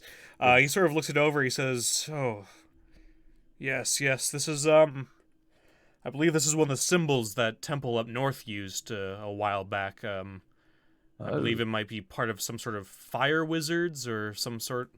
Um, I could be wrong. It's been spotty and it's been a while. I could hold on to this for you and do a little bit more research on it. But I do believe it's definitely related to one of the factions therein in that temple. Um, Yeah, if you wouldn't mind. I mean, it would be good to find out what we're up against. yes, well, this is distressing. How many of these cloaks did you find? Is this the only one? Did you get this off of some No, sort of wizard or something? no, there was a big chest with. Well, I mean, we didn't count them, but I don't know, hundreds in there. 100, Oh, that's not quite a good. lot anyway. Well, that's not good at all. All right. Well, I'll look into this for you. This symbol shouldn't be seen anywhere. It's bad omen. I Yeah. will go. I'll look into it for you. He sort of just wraps it up around his arm. Is there anything else I could help you with? Well, I mean, you've got Elmo on the mend there. How you doing for healing potions? I mean, we did our very best to save Eidos there, and we did expend a healing potion. I didn't know if there was you had another. He says, unfortunately, right now I'm fully out, but Well, never mind. there should be a few merchants coming in if they don't get hit by any bandits coming in the next day or two. They might have Right. some with them, so Okay. perhaps, or at least have some supplies for me to make more. And you haven't got any kind of divine connection that would allow you to raise the dead? I mean, poor old Eidos here has appeared to be a very valued member of the community. Unfortunately, that's beyond my skills. I can do a decent Ah, amount of healing and helping with curses and all sorts of, yeah. evil magic, but, well, my boss could do that, but he's not here. He's looking over the entire region right now, but even then, Oh, it's a very expensive procedure. mm, And unfortunately, I think, unfortunately, Eidos has, well, he's gone back into the wheel, and I think never that's, mind. I apologize. Yeah, well, yeah, you got to ask. I mean, I want everyone to know that we did everything we could. Of course. Um, and yeah. So is there anything else you want to say to Turjon? No, not at the minute. Okay, sounds good. So what do you want to do So next? he's going to wait for Elmo to get healed and say, "Yeah, Elmo, and he's going to find a quiet corner where nobody can overhear him. Yeah, You remember yesterday I asked you who you trusted and who you didn't trust? yeah. He nods his head. Yeah, I had a funny conversation with one of them traders. What was his name? Grimag. And I don't know. I don't know. I used to I just called it a misspent youth. But I took that quarrel that we found near the lizard and I put a note in it saying, meet me at 8 o'clock. Um, L. Stuffed it in the bottom of the quarrel, gave it to the guy, said I wanted to sell it. And well, let's just say I think we might be seeing Grimag at the Moat Ace at 8. Hmm. All right. Well, that's interesting. And did he reveal anything about that? Did he tell you anything, or is it just a feeling that you get? Well, it's funny. I mean, he offered me a ridiculous sum of money for this thing, which I think was an indication that, yeah, he understood and was going to meet us there, if that Hmm. makes sense. All right. Well, I guess, I, did you want to I go there mean, tonight? yeah, I mean, I guess we could head to the Moat Ace, but to be honest with you, I'm not overly keen on going there without a few more hands, as it were. But obviously, you know why. But I guess, he's here. He's got to get out of town, right? So why don't we camp on the road or, the side of the road that we know he's going to go to in order to get to the Moat Ace, Hmm. maybe at 6:30 or something, wait for him to go by. And then we can follow him a bit. And when it's clear that he's going to go to the Moat Ace, we can ask him what he's doing. Ask, if you Hmm. know what I mean. All right. Yeah. No, that almost says yeah. We can do that. Is just you and me, or anybody else? Well, I don't know. What do you think? I mean, I don't really know the guy. He doesn't. He's a bit of a plump guy. Maybe he's not that practiced. What do you think of him? I mean, you'd know about this stuff. Yeah. I mean, I've never been a big fan of the traders who Oh, yeah. overcharge people anyway. So I'm no big fan of him. But these are pretty serious accusations. So I guess we'll have to see. I mean, there's no harm in asking. If he's innocent, then he'll be innocent, right? Yeah. So I think maybe you and me, and I don't know, maybe somebody else. But if we have a big group, it Yeah. might be too easy for us to be seen. I think Alan should Yeah. stay out of this. Agreed. Yeah. Yeah. He says, I guess I don't know. We could take Lee or Berg or even Bari. Though I thought I saw Yeah. Bari leave earlier this morning, heading north. So or earlier when he got Yeah. back. So. He said he was going to try and find some poachers from up north, help fill the ranks. Mm. And Yeah. yeah, Elmo kind of like gives a little bit of a side eye at that. He's like, "Huh, poachers, okay. Well, I mean, I guess it's better than nothing, and it's better to take some people that you know." I think I understand what Bari's doing. Instead of taking more sons and daughters from People from the families, village. it's Yeah. Yeah. Yeah. yeah. All That's right. what I thought. Who would notice a poacher or two? Yes, exactly. Exactly. He says, Um. I think maybe we should take Lee then. Oh, she's a pretty good shot, so Yeah. all right. He says, I can Maybe go we talk to can. her. Yeah, we can lead, and you can trust her, right? Oh, I don't know if I can trust her, but I mean, I don't know if we have much choice. It can be just you and me if you want. Mm, I'm just thinking, just the extra person might help. yeah, maybe if she can sort of hide in the bushes, and if it all gets a bit rough, she can sort of let off a couple of bolts, and yeah, it's a good idea. All right. Yeah, works for me. Yeah, so he'll head off and go get Lee. Is there anything else you want to do? Because honestly, it's been a few hours, so like we're probably hitting like 3 p.m. or so, or 4 p.m. Like it's Yeah. Let's have a look. What else did I have on my list? So I I think that Griff is going to have a word with Naomi, okay. and he's going to hand over the scrolls. Okay. She sees the scrolls like, ooh, new scrolls, and she goes through them and she says, "Oh, these are great." Yeah. Well, I mean, I feel a bit of an idiot for not giving these to you earlier, but and they might have been useful, of course. Well, no worries, sir. And they'll be useful now. I'll absolutely be able to use these if you are willing to part with Yeah. them while we adventure. Yeah. No, that's good. That is. Um. Right. Well, I'm not sure we're doing anything else for the rest of the day. So you have the rest of the day off, and relax, steady yourself, calm your spirits, drink the spirits, whatever. Yeah. Yeah, she Um. she nods at that. She says, "Okay, sir. I hope our next outing won't be quite so horrible." No, I mean to be honest with you, that was the worst day I've had in a long time. I think we were really, really unlucky. For some reason, we I don't know, the gods weren't with us. Hmm. Well, not the right ones, anyway. Well, I hope they join us soon, sir. And she Yes. sort of looks. She seems a little bit more happy with these new scrolls to look at, new toys for her to Yeah. sort of pilfer through. Um, and I suppose it would be worth visiting Jeru as well. Okay. Yep. Yeah, you can go over to Giroux's Grove. He seems busy as usual, work on different things. He turns over towards you. He's like, "Oh, hey, what can I do for you?" Um, so I did say we took 10 of these cloaks. These this cloak here. Do you recognise this symbol? We found some of these in the moat house. He looks him over and he says, yeah, I mean, to an extent. I don't think I can." He basically gives you the same sort of thing that that Turjon Yeah. tells you. There's nothing real new. Same basic lowdown. It's been a while since this temple's been around. He seems a little bit more confident that it is definitely some sort of at least faction that's from the temple for Okay. sure. But yeah, he's nothing real of a real value to you. Or Mm. nothing new of real value, I should say.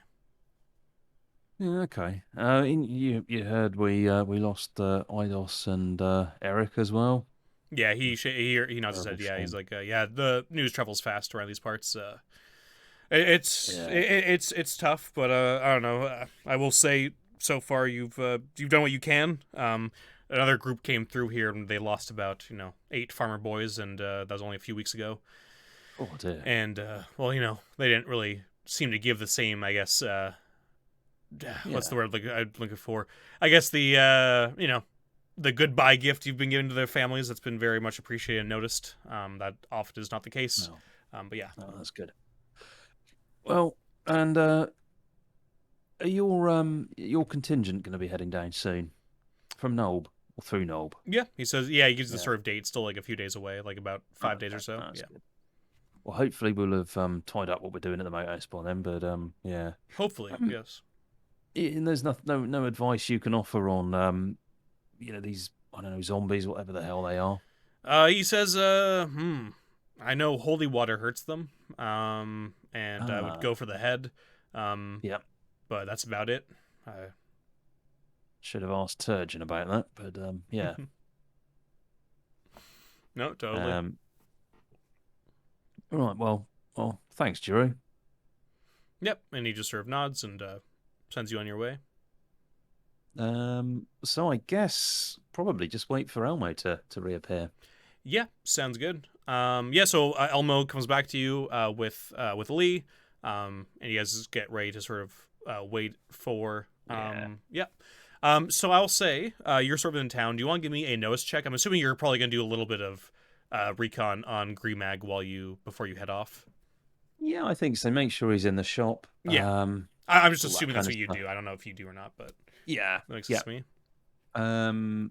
And we're going to try and work. I mean, we're going to try and work out which direction he's likely to go in. I mean, looking at the Homlet map, I think there's only one way out of town to go to the Moat House. Yep. Um, Yeah. So yeah, give me a nose check. Yeah, as you sort of look to just sort of watch him for a while. Okay. that's an So 8. 8 is definitely enough.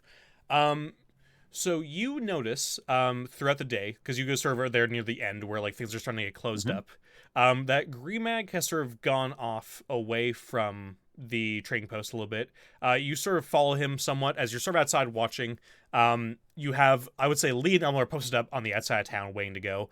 And Yeah. you see him go behind the trading post, and you see what look like 3 men in black cloaks on like just near some horses, and he hands them what looks like some sort of notes or paper and that sort of thing. And he heads out to the trading post, and you see the 3 men kind of discuss amongst each other, and they look like they're about to get ready to head off out of town. So, what would you like to do? Probably just keep an eye on these 3 guys and see which direction they head in. Yeah, they start slowly, like they're not going full pace. But it does look like if you do want to get ahead of them, you're probably going to leave soon. But it looks like they're heading towards like the road that leads to the Moat House. Oh, so Grey Mag isn't, but these 3 are. Mm-hmm. Hmm. uh, yeah. So I think Griff is going to follow. No, he isn't. He's going to head to Elmo and Lee Mm-hmm. as quick as possible. Yep. Yeah, you're able to sort of go through town. I'm imagining your horse Yeah. nearby, and you just gallop through the town. And you go to Lee and Elmo there, who are on the outskirts of town. What do you want to do? Um. Well, a bit of a development, I'm afraid. It looks like Green Mag sent 3 others instead. And Elmo says, "All right, what do you want to do? Should we try and hit them on the road, or do you want to just follow them back?" I don't know. To be honest with you, I was kind of wanting to point the finger at Green Mag, but I'm wondering if he hadn't smelt a rat. I mean, he also sort of chuckles at me. He also doesn't look like the guy who really travels much, judging by his physique. So No, could be fair a number enough. of But I things. mean, if you're well, I don't know what the relationship is, but I mean, I guess this guy's is senior, right? So if I asked, well, you to come to the motor house, you wouldn't send Lee, would you? He No, chuckles. that's a good point. Well, I mean, So, well, what do you think then, boss? What should we do? well, I don't know. I'm not quite sure we can take. No, no, not after today. Yeah, yeah. I think the same streak of luck is going to be following us. I think we should follow these guys at a distance. I don't think we should engage them. I mean, what we kill 3 bandits. I mean, who cares? So what? Hmm. No, Let's find out where they I go. agree with that. Yeah. And you guys are discussing this, and you start seeing them like sort of slowly galloping outside of town. They start taking Yeah, that main road that starts heading off that way. Um, and yeah. So you just want to follow them? yeah. Follow at a distance. Okay. So give me a sneak check. Sneak on a horse. It's more just to see if you're gonna stay Yeah, like indiscernible. Okay. I'll just do another one because this is an interesting way. They are going at a sort of normal pace. They are going. I would say when you guys head off to the Moat House, you guys are trying to get there as fast as possible off the yeah. road, and they're going a bit slower than that. As you see them sort of just head off, and you follow them for a while. The sun starts to set, and it starts to get dark by the time you guys reach where's near the Moat House, and you see them sort of go off into the forest and tie up their horses, and then Mm. head towards the Moat House on foot, and go through the drawbridge. So we're just gonna wait, um, hidden in the trees, and just see how long it takes them to come back out again. Okay. Yeah, so you're there for a while. And it's getting darker and darker. These stars are outside. It's very beautiful, actually. Yeah. Just the sounds of the croaking frogs and toads, the starry sky above you, and it's extremely dark. And you almost miss it just because of how dark it is. But you do see maybe a few hours later the 3 figures Okay. reappear outside the Moat House and start heading towards their their horses. And do they appear to have anything on them? Are they sort of laden down with anything, or? They don't seem laying down, but they do seem to be in quite the hurry to their horses. Hmm. So we'll follow them at a distance again. All right. Yep. I mean, they start actually galloping really fast. They're heading back to town like Yeah. much quicker than when they left. Okay. So yep. Yeah. All right. Okay. So you keep following them for a while. And they're just heading back to Hamlet. Is there anything you want to do while they're on the road, or are you gonna let them go back to Hamlet? No, we're going to wait until we get back to Homlet. Okay. Sounds good.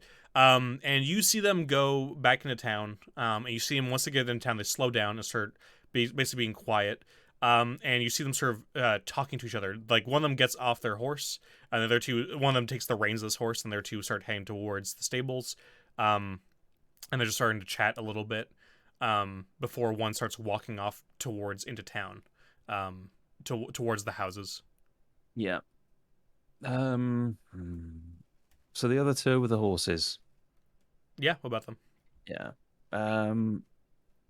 We'll follow the one that's going into town. Okay. Yeah. So the other two head off towards the stables, and you start following the one who's in town. Are you going to get off your horse and go alone? Or are you going to stay with the group here? When you guys are going on the road, it's a little bit easier to be inconspicuous, being just another traveler. But now you're going through town at night. So I'm going to take Elmo with me, and we're going to pretend that we've been drinking, and we're just sort of stumbling across the road, but we'll just be following the guy. Okay. So you are making yourself obvious though that you're there. Yeah, yeah, yeah. Okay. Not obviously following, but we are. But we're Obviously, just going to two look like figures we're there. Okay. yeah. Um. We're going to be making enough noise so that we wouldn't. We're conspicuous, and there's some kind of reverse logic. So if we're being that noisy and that obvious, we couldn't be following him, right? Because if we were, we'd be making a terrible job of it. So we can't be Yeah. doing that. Yeah, so I mean, he notices you since you guys are being sort of Yeah. loud and boisterous. And you see him kind of stop next to a house and kind of just lean against it. You see him sort of put like his head down a little bit. And you guys are just walking near him. He hasn't moved at all. He seems to be waiting almost like for you guys to pass by. Yeah. Do we actually pass him? Well, it depends. Yeah, are you just gonna pass him? Because you're basically the way this works. Basically, the way this looks is that he's on the road, and it stops next to a house. Basically, just sort of stopping and leaning, not wanting to be followed anymore, even by two drunks. Yeah. So you just pass by him. Griff will walk over and go, all right, hello, it's Griff here. Yeah. Who are you? He says, "Griff." Griff. Yeah. What's your name? Oh, He's acting very so drunk. you are onto us. And he sort of what? pulls out a sword, and he says, "Yeah, we know about you. We You what? Do you want to? We've just finished in the backman bench. He says, "Stop playing coy. We know about you talking to Gremag, and we went and talked to the boss." And he rushes at you with a sword. What do you want to do? We're gonna initiative here, and then we'll.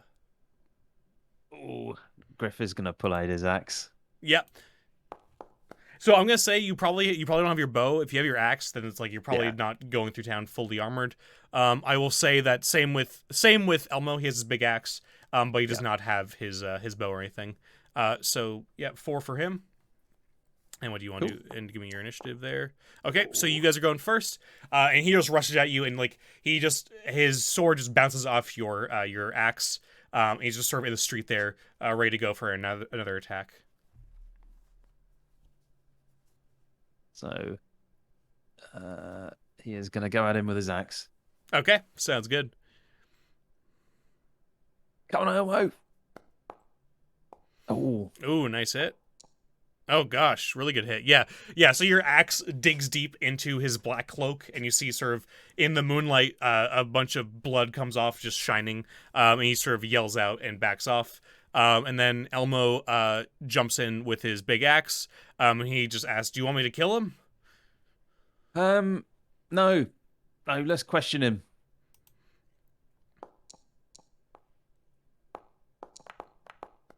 Okay. So he's still up, but you sort of see him. Oh wait, no, he's not. But yeah, so you see him sort of with the axe, kind of flips it so it's to the broadside, and just almost like a big gong, just slams on the side of his head with the flat side of the axe, and the guy just drops like a sack of bricks in the street. Good He shot, he let Elmo. out one yell, so there was some noise in this quiet town. But it was pretty quick enough before anything happened. So you're in the middle of the street here, though. Still. So what do you want to do? Yeah. Quick, Elmo, we should pull him off. Is there anywhere we can take him quickly? We don't want those other two coming. Yeah, and he sort of just drags him, and he just says, I don't know, let's just bring it out to that field over there, and just sort of points like a like what looks like a field of wheat behind you guys, Yeah. and just drags you back, and you guys sort of go over the fence and go in the tall wheat, and just sort of drop his body between two of the rows.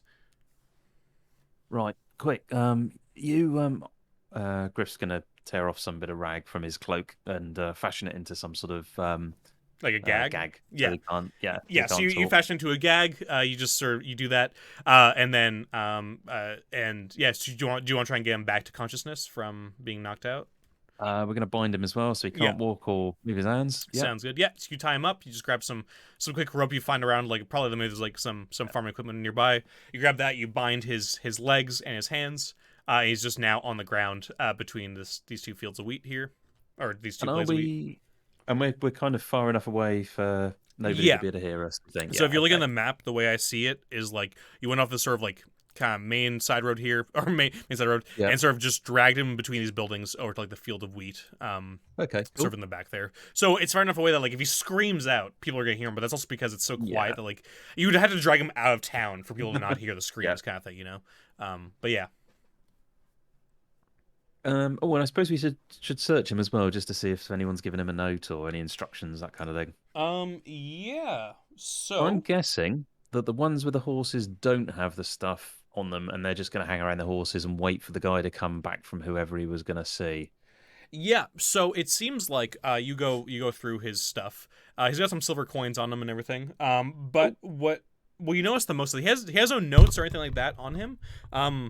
But what he does have around his neck, underneath like two like his cloak and his shirt, is that same symbol around like a silver necklace. Oh, okay. We'll have that. Yeah, so you just sort of snap that off of Yeah. him.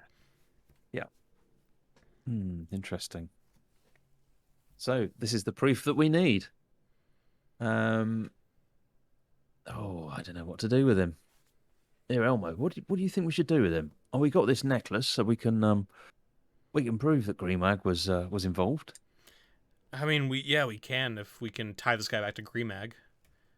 Well, I mean, we all saw him, right? No, we saw him, and I mean, and I believe you, and there's a good chance they'll believe us, but there's still that opening Yeah. for we don't know if anybody on the council is necessarily on their side and will just throw us away, right? I mean, True. I mean, if we take him to Rufus, do you think he'd interrogate him or? Rufus will definitely interrogate him, yeah, but that's if we Right. trust Rufus, that is. I mean, You said you I trust do, but it's just Yeah. I'm more just trying to bring up the fact that you don't seem to trust people here, and I don't for some people, and it's just well, this is definitely an interesting situation we got ourselves in. It is, isn't it? I don't know. I mean, if we got him to write a note, he could say it was forced, couldn't he? We told him what to write. Shit, I don't know what to do. Well, why don't we start with Um, questioning him first, and then we'll go from there. Yeah, that's a good idea. Yep, and he sort of just slaps him across the face a few times, just gets him to sort of wake up a bit. And the guy sort of, after a while, comes to. His head is still sort of bleeding from the big hit he took. He just kind of like looks around, kind of glassy-eyed at first, and then starts just like as he's sort of like in his binds, just trying to like get out. Right, as you've probably guessed, you're gagged. And my mate here, Elmo, he's got a big axe. Yeah, He and wants to kill you because we lost a couple of people today. I don't know if you heard about that. And he's just waiting for a nod or a shake of the head. yeah, and he's just sort of shaking his head, and like as you sort of say that, like Elmo puts his axe like right next to his neck, and he kind of stops moving for a bit there, and kind of is just looking straight at you, and he just You sort see of what I mean? nods. We lost Eidos. He was an 18-year-old. He was much loved by the village. And there are some people here, including Elmo, that want some revenge, if you know what I mean. And Nod if you know what I mean. he sort of doesn't do anything for a bit, and then like a few seconds later, he slowly nods his head as like the axe. You sort of see like the cold steel kind of touch his neck, and he gives a quick nod. Good. Well, as I say, I've just about managed to persuade Elmo to calm down and not kill you, but only just. So don't upset him. It wouldn't go well for you. And he gives another quick nod. Good. I'm glad we understand each other. So I'm going to take this gag off, and you're not going to say anything unless we ask you. And you're going to be polite, you're going to be honest, and you're not going to lie. Does that sound good to you? I'm waiting for you to nod. And he gives another nod. Good. So Griff will loosen the gag. Yeah, yeah. So you take it off, and he says, Lareth will kill you both. You'll both be dead. And Elmo just gives him a quick like kick to the ribs, and puts the axe back near his neck. And he says, "Boss, you want to ask him some questions?" Yeah, you're not very bright, are you? We take the gag off, and then you tell us we're going to die, and you've got an axe right on your neck. So you're working for Lareth then? That's what you said there, wasn't it? He just sort of silently stares at you, and sort of his silence confirms this. Yeah. Hmm. So you understand we need to ask you some questions to make sure you're telling the truth. Now, we know the answers to some of these questions, and some of the questions we don't know the answers to.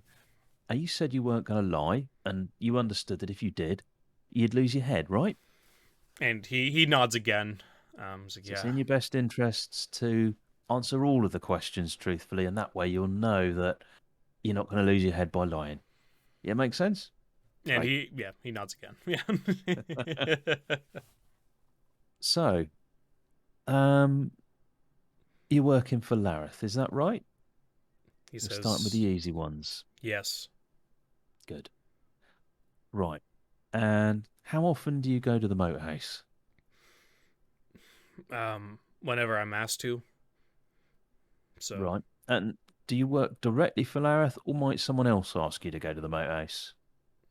and he kind of just looks. He sort of ponders this for a bit. You can see he's deciding on what to say. And he says, I, I mostly work for Grimag, Grimag, as right. a liaison between the two. Where were you heading this evening Uh, in Homlet on your way back here when we picked you up? you see him go kind of quiet here for a little bit. You see Elmo kind of entices him a bit with the axe going deeper. You see like blood starts coming off a little bit, and he says, "I was going to Green Mag's house to tell him about you." And what were you going to tell him exactly? That we didn't show up? Well, you kind of overplayed your hand there, telling him to meet from with a message from Lareth. Lareth has no idea where that message came from, so obviously I had to come back to you, and so we know you know about Green Mag, so I was just going over there to tell them about that. Right. So Greenmag, what does Greenmag know? Well, I mean, Think carefully. he knows lots of things. He mostly just tells Lareth about the goings on in town. He Right. Does he have anything to do with the bandits? The raids? somewhat he does feed information on you know times of when merchants are leaving town and that sort of thing. Right. Do you know about Rufus? No, Think carefully now. I don't know anything about Rufus. Right. What about the tailor? What Taylor? Hmm. Who else in the village is working for Lareth?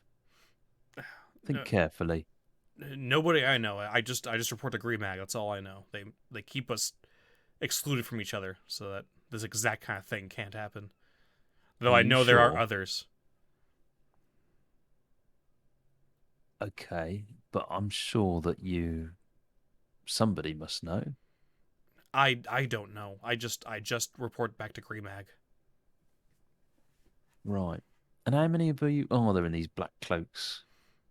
Um, well, there's me and the two others. Um, and then there's a few others that we hire once in a while over from Nulb, who No, also way. serve Lareth. Okay. So you got a name of some people in Nob? I mean, there's Ornal.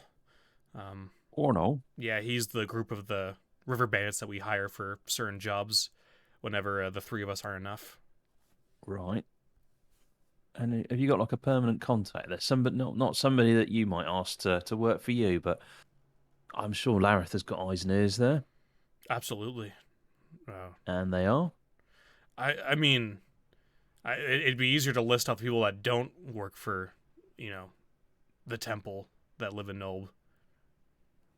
Right. And he Okay. sort of But is gives it like a? he gives a smile and says, "You go there and you'll die." Are you sure? And he nods his head. He's like, "Oh yeah." I mean that's if my friends don't kill you first for doing this.